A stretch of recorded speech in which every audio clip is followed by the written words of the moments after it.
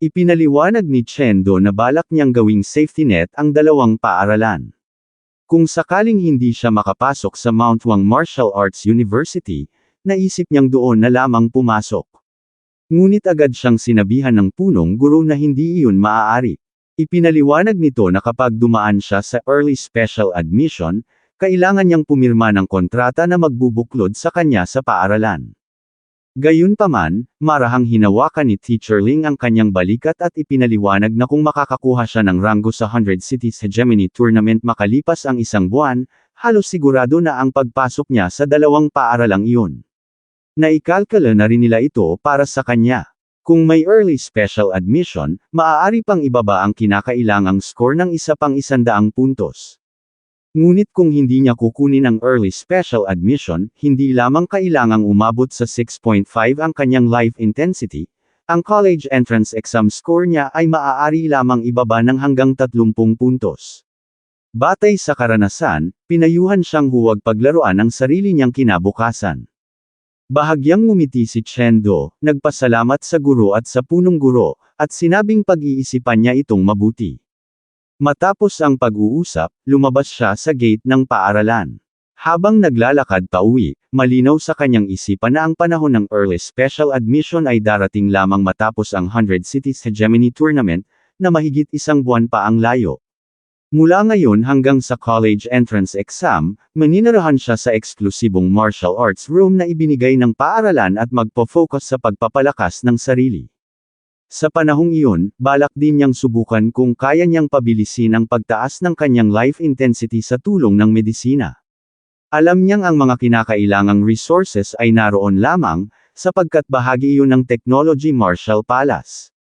Sa buong High Martial Civilization, may 3 pinakamakapangyarihang puwersa na nagtutulungan upang protektahan ang kinabukasan at pag-asa ng sangkatauhan. Una ang Extreme Martial Palace, na humaharap sa mga alien civilization. Ikalawa ang Technology Martial Palace, na nagpapalakas sa pangkalahatang kakayahan ng sangkatauhan. At ikatlo ang Martial Artist Alliance, na responsable sa pagpapanatili ng kaayusang panlipunan ng tao. Ang nagtatag ng Technology Martial Palace ay si Durags, na kinikilalang ikalawang pinakamalakas sa buong sibilisasyon. Bagamat mas mababa ang kanyang lakas kumpara kay Yan, walang sinuman ang makapagsasawalang bahala sa napakalaki niyang ambag sa pag-unlad ng sangkatauhan. Pagdating ni Chendo sa isang establishmento ng Technology Martial Palace, magalang siyang sinalubong ng isang babae at tinanong kung paano siya matutulungan. Maayos niyang sinabi na nais niyang bumili ng 3 kahon ng Thunder Chi Blood Pills. Ipinaliwanag ng babae na ang gamot na iyon ay hindi maaaring bilhin ng direkta. Kailangan muna niyang sumailalim sa endurance test, at inanyayahan siyang sumunod. Napaisip si Chendo, sapagkat alam niyang ang Thunder Chi Blood Pills ay isa sa pinakamahusay na Chi Blood medicines na maaaring bilhin ng karaniwang tao bago maging ganap na martial artist. Ngunit may kaakibat itong panganib. Kapag ininom, ang bisa ng gamot ay nagiging parang kulog na gumagala sa mga meridian sa loob ng katawan.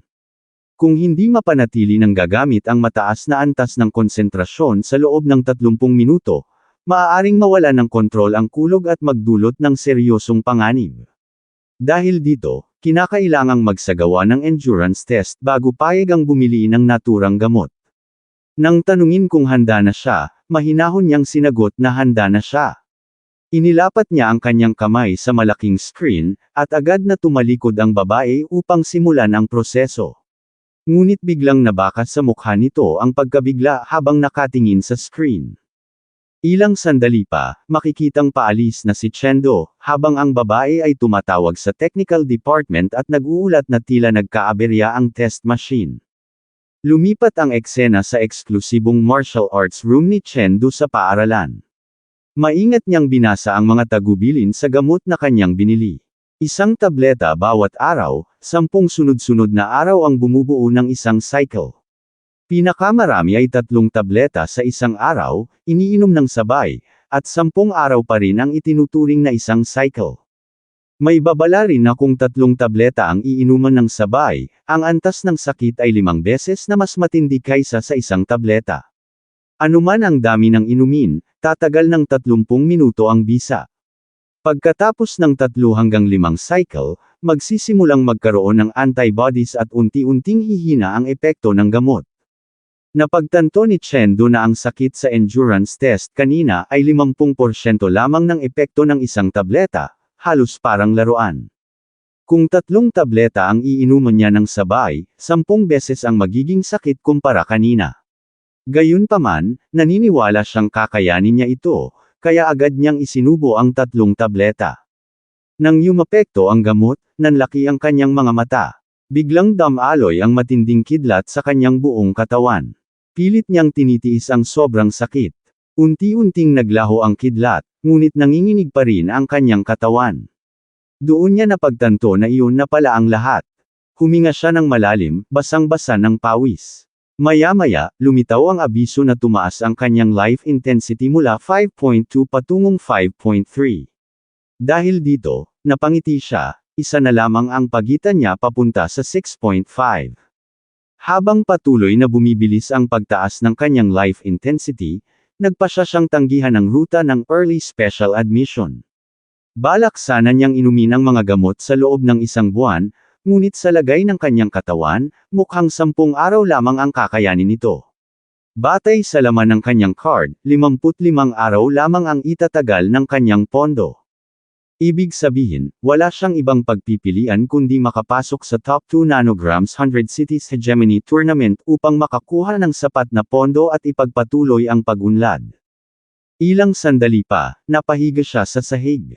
Hindi niya inasahan na ganito kalakas ang side effects ng Thunder Chi blood pills sa unang gamit.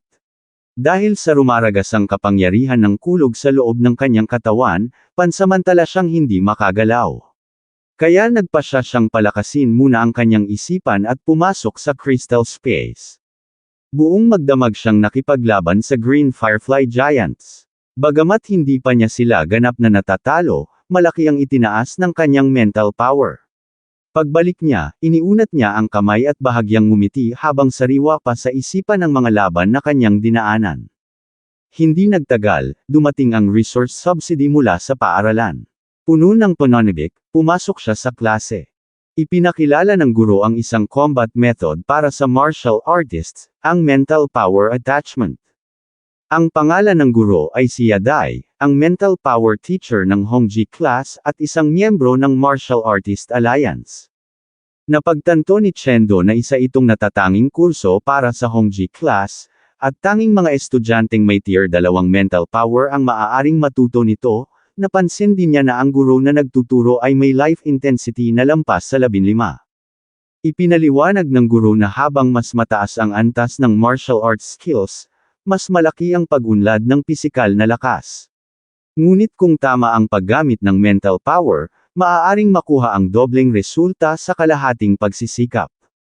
Ang pisikal na lakas ay kalat sa buong katawan, samantalang ang mental power ay kayang tipunin ng sobrang lakas sa isang punto upang mapataas ang explosive power. Ang kakayahang gamitin ang bawat strand ng lakas sa buong katawan ang nakatakdang papel nito ay ang pagkakapit sa kapangyarihan ng isip. Napansin ni Chendo na mukhang hindi nagulat ang lahat, mukhang natutunan at pinakamayanan nila ang kakayahan ng pagkakapit sa kapangyarihan ng pag-iisip ng maaga. Gayunpaman, ipinaalala ng guro na bago umabot sa tier 10 ang mental power, limitado pa rin ang pisikal na lakas na kayang gamitin nito. Dahil dito, hindi niya inirerekomenda ang labis na pagbibigay focus dito. Para sa mataas na marka sa college entrance exam, ang pangunahing dapat pagtuunan ay ang life intensity.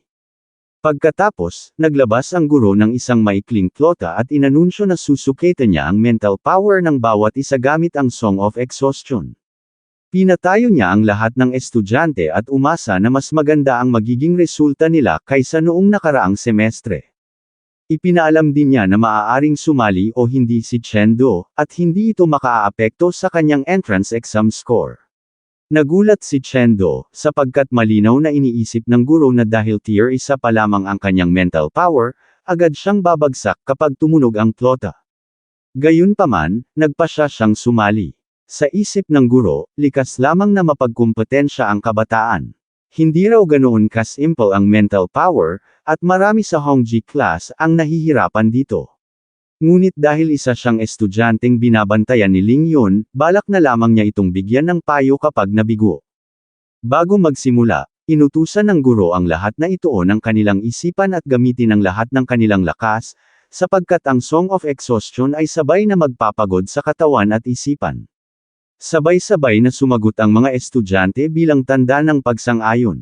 Ito na po nagtatapos ang ating kabanata, abangan ang mga susunod pa nating upload.